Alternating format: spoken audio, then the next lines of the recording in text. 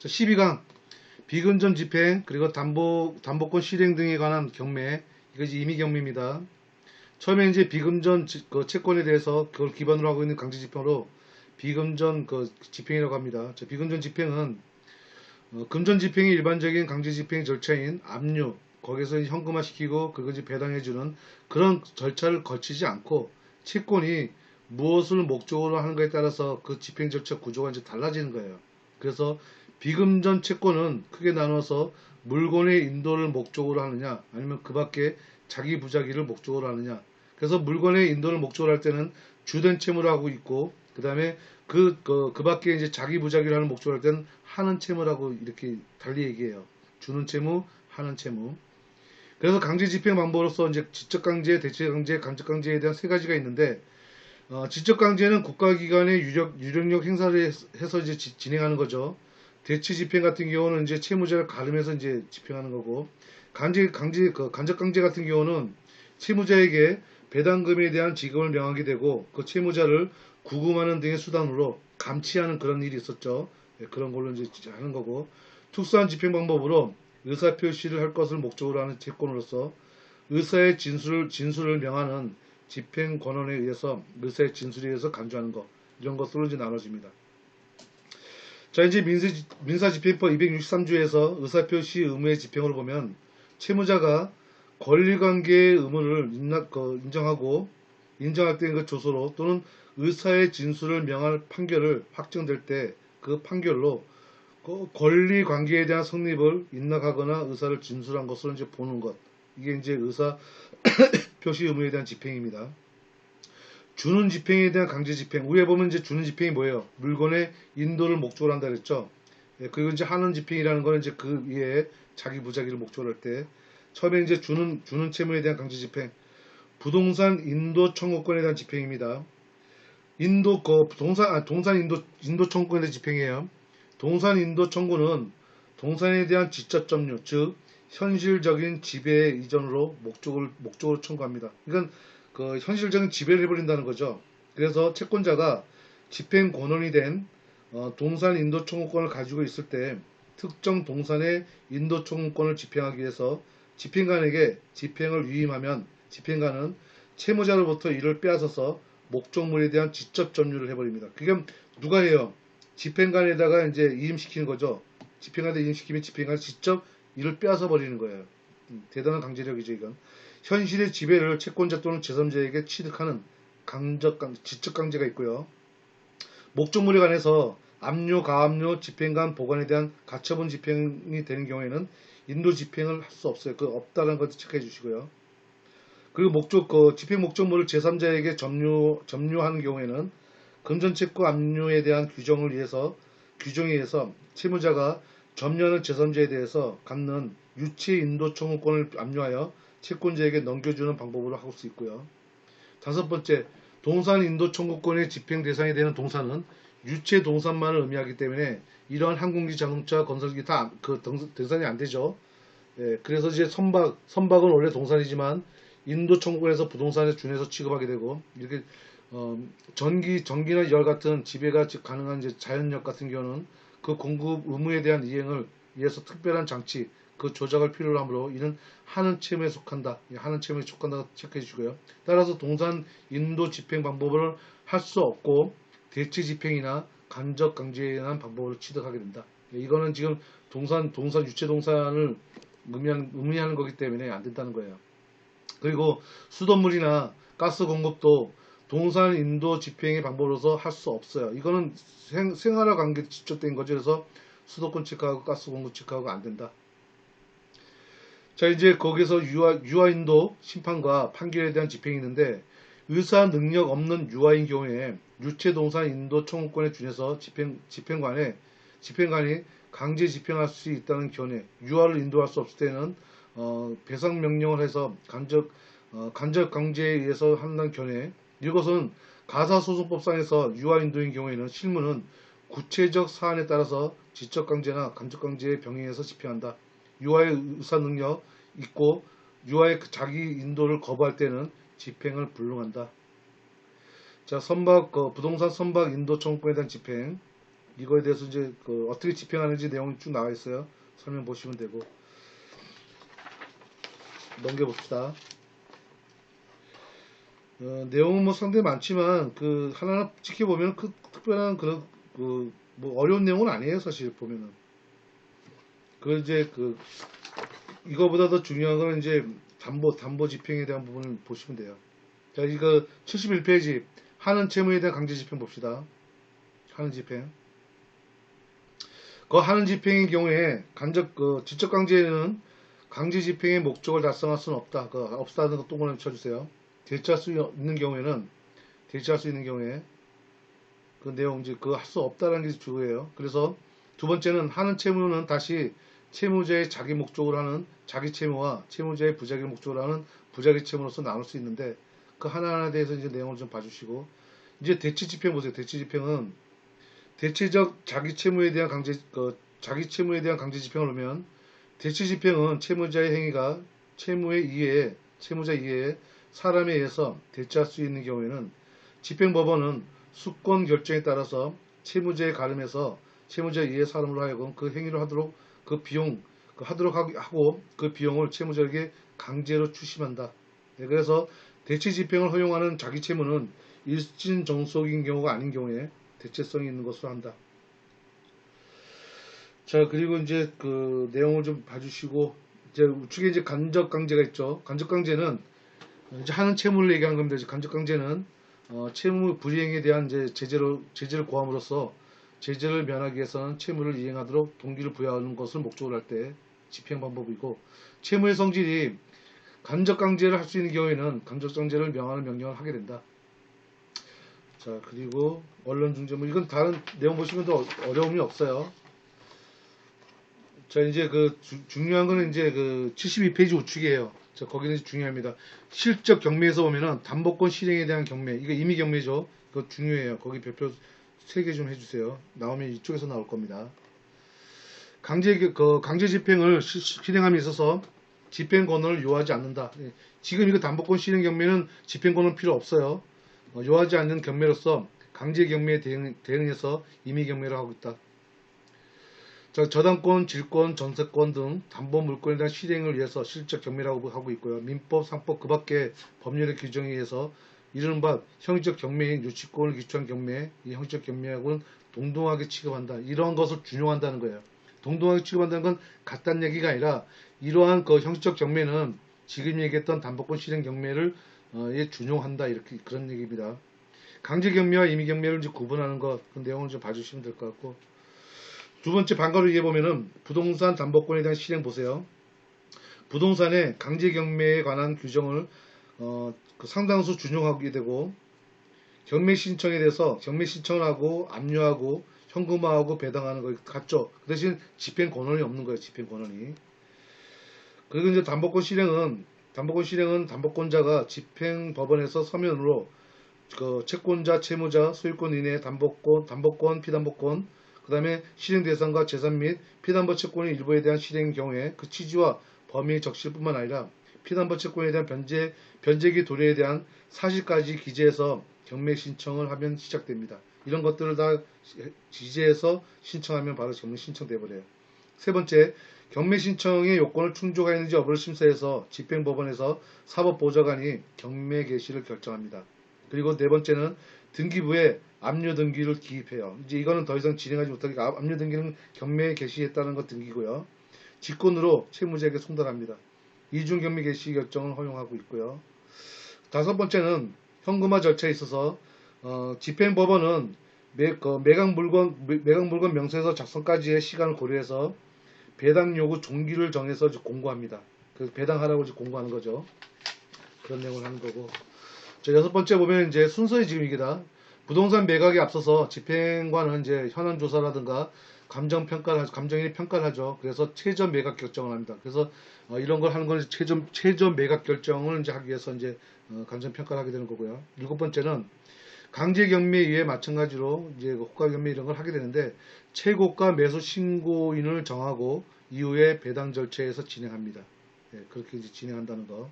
그게 이제 판례들이 쭉 나왔으니까 보시면 되고요. 그리고 우측에 이제 유체 동산 담보권에 대한 실행이에요.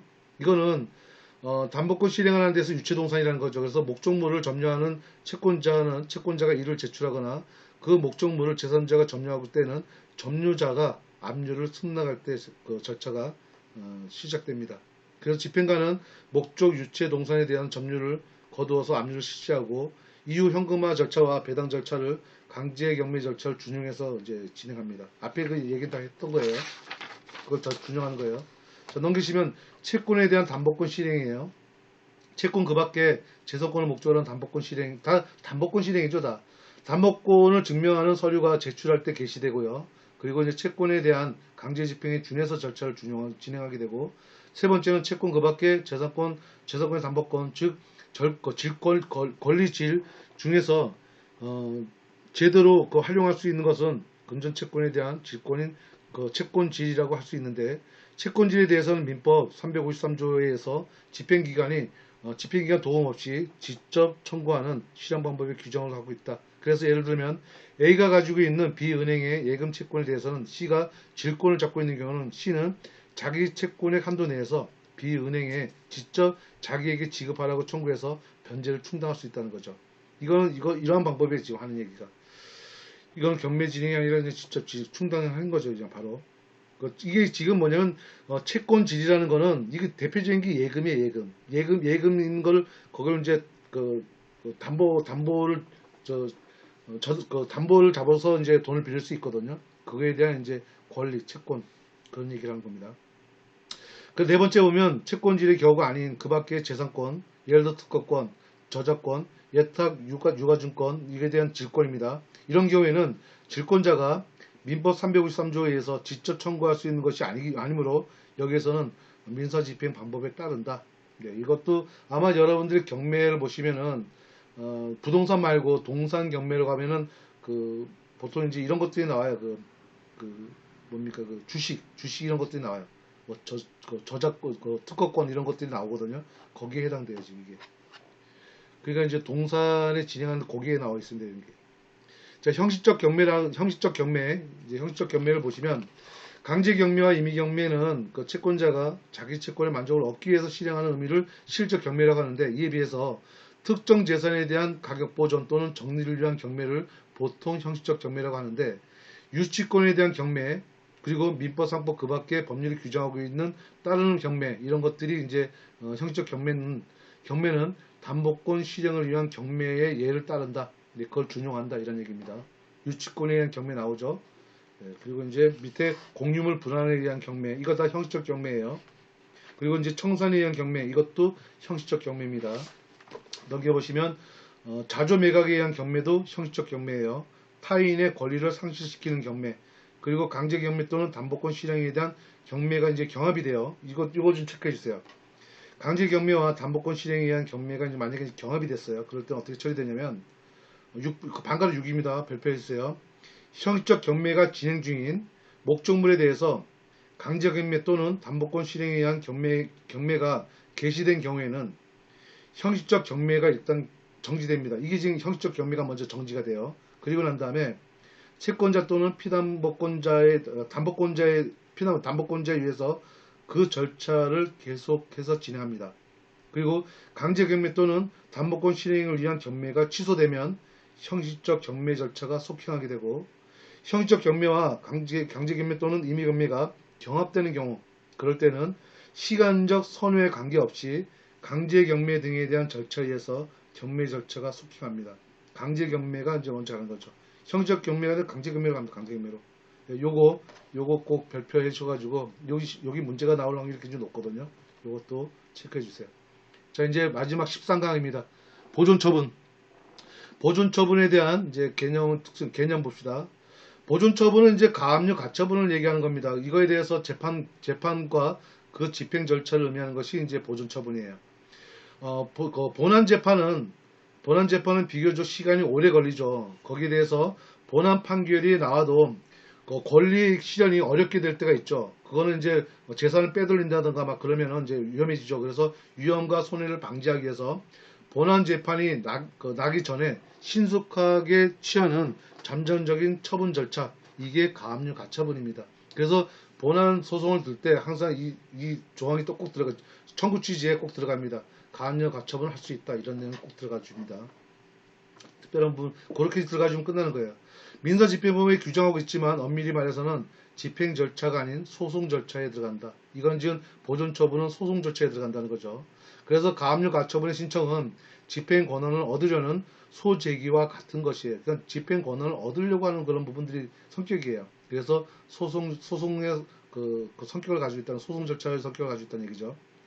보존 처분에 대한 필요성은 확정 판결을 얻기 전에 이미 채무자의 일반 재산이나 다툼 대상의 현상을 동결시키고 임의로 임시로 잠정적인 법률 관계를 형성시켜 주는 조치, 이게 바로 보존 처분입니다.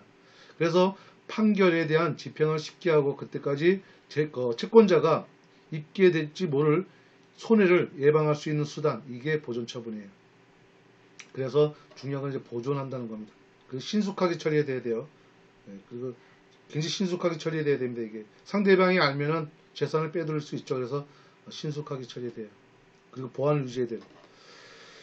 자, 이제 보존 처분의 특성을 보면 잠정성을 가지고 있습니다. 잠정성이라는 건 이제 나중에 처분한다는 거죠. 그래서 보존 처분은 소송물인 권리 또는 법률 관계의 확정을 목적으로 하는 것이 아니라, 자, 확정을 목적으로 하는 것이 아니에요. 그게 잠정성입니다. 판결의 확정까지 현재의 권리 또는 법률 관계를 잠정적으로 확보하는 겁니다. 그게 잠정성이에요. 그래서 임시적인 규율을 조치하는 거예요. 이게 보존 처분입니다. 넘겨보시면은 두 번째 이제 가처분 중에서 이제 만족적인 처분권이 있다는데, 이거 읽어봐주시고, 이제 그다음 긴급권이, 긴급하게 처리돼, 긴급성이 있습니다. 그리고 미행성, 은밀하게 해야 된다, 은밀하게. 그리고 부주성을 가지고, 그리고 부주성을 가지고 있다는 거, 그리고 자유재량성을 가지고 있다는 거, 그리고 독립성을 가지고 있다는 거. 이 성격 좀 알아주세요. 이게 시험에 나올 확률이 굉장히 높습니다. 나오게 되면 이게 나올 거예요. 이게 보존 처분은. 이 보존 처분의 특성이 잘 나와요. 그래서 잠정성이 무엇이고, 긴급성이 무엇이고, 미행성이 무엇이고, 부수성, 그 다음에 자유재량성, 독립성, 이거에 대해서 꼭 체크해주세요.